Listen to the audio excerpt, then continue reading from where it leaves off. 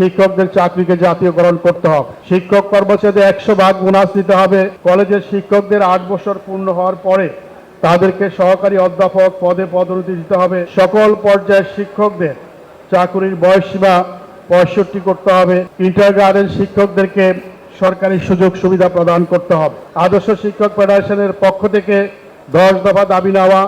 আমরা বর্তমান যে অন্তর্বর্তীকালীন সরকারের সুবিবেচনার জন্য এবং প্রয়োজনীয় ব্যবস্থা গ্রহণ করার জন্য এবং এই দাবি নেওয়া বাস্তবায়ন করার জন্য আপনাদের মাধ্যমে তুলে ধরছি। সম্মানিত শিক্ষক শিক্ষিকা ভাই ও বোনেরা, আমাদের প্রথম দাবি হলো যে শিক্ষক কর্মচারীদের চাকরির ক্ষেত্রে বৈষম্য দূর করার জন্য শিক্ষকদের চাকরিকে জাতীয়করণ করতে হবে।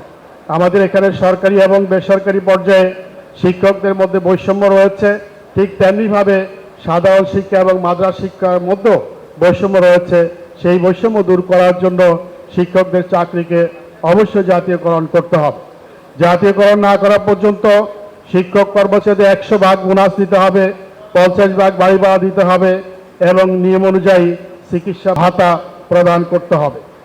বিগত 2009 সাল থেকে বঞ্চিত শিক্ষক কর্মচারী যাদেরকে দীর্ঘদিন যাবৎ অন্যায় ও অবৈধভাবে তাদের শিক্ষা প্রতিষ্ঠান থেকে বিতাড়িত অথবা বরখাস্ত করা হয়েছিল, তাদেরকে পুনরায় স্ব শিক্ষা প্রতিষ্ঠানে বহাল করতে হবে এবং তাদের প্রাপ্য বেতন ভাতা পরিশোধ করার জন্য সরকারিভাবে প্রজ্ঞাপন জারি করতে হবে। বিতাড়িত শিক্ষক বরখাস্তকৃত শিক্ষক কর্মচারীদের মধ্যে বয়সজনিত কারণে অবসর গ্রহণ করেছেন, তাদেরকে ক্ষতিপূরণ সহ সকল সুযোগ সুবিধা প্রদান করতে হবে। পতিত স্বৈরাচারী সরকার কর্তৃক গঠিত দুর্নীতিগ্রস্ত অবসর ভাতা বোর্ড ও কল্যাণ ট্রাস্টের কমিটি অবিলম্বে বাতিল করে সৎ, যোগ্য, দক্ষ ও নৈতিকতা সম্পন্ন ব্যক্তিদের সমন্বয়ে কমিটিগুলোকে পুনর্গঠন করতে হবে।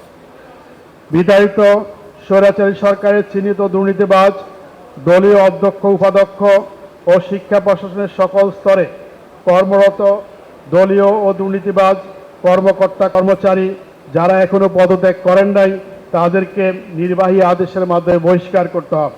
আপনারা জানেন যে অবসর শিক্ষা বোর্ড এবং কল্যাণ ট্রাস্টে এখনো বিগত সরকারের যারা তলবি বাহক তারা এখনো বহাল তবিয়তে আছে, তাদেরকে অবশ্যই স্ব পদ থেকে বহিষ্কার করতে হবে।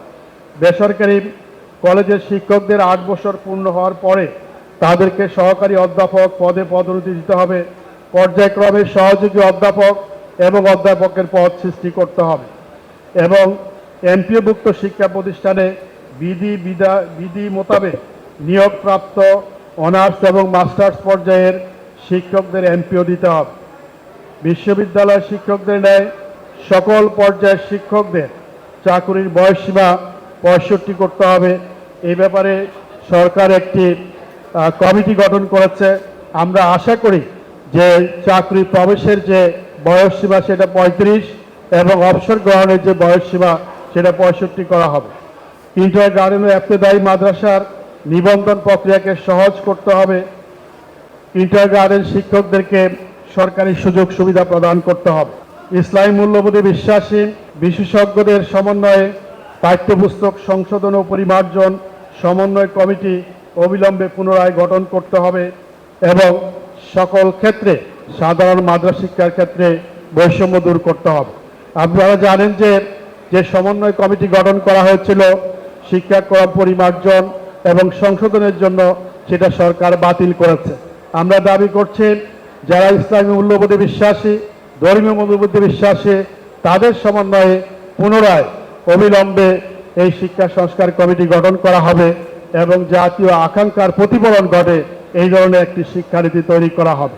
সম্প্রতি নির্বাহী আদেশের মাধ্যমে সকল ম্যানেজিং কমিটি দলীয় সভাপতিদের অব্যাহতি প্রদান করে প্রশাসনের কর্মকর্তার দায়িত্ব প্রদান সরকারের পক্ষ থেকে করা হয়েছে এবং একই সাথে সুষ্ঠুভাবে কলেজ পরিচালনা করার স্বার্থে গভর্নিং বডির বিদ্যমান সদস্যদেরকে অব্যাহতি দিয়ে নতুন কমিটি গঠন করার নির্দেশনা দেওয়া হয়েছে। আমরা সরকারের এই সিদ্ধান্তকে সাধুবাদ জানাই এবং সেই জন্য সরকারের কাছে কৃতজ্ঞতা জানাই।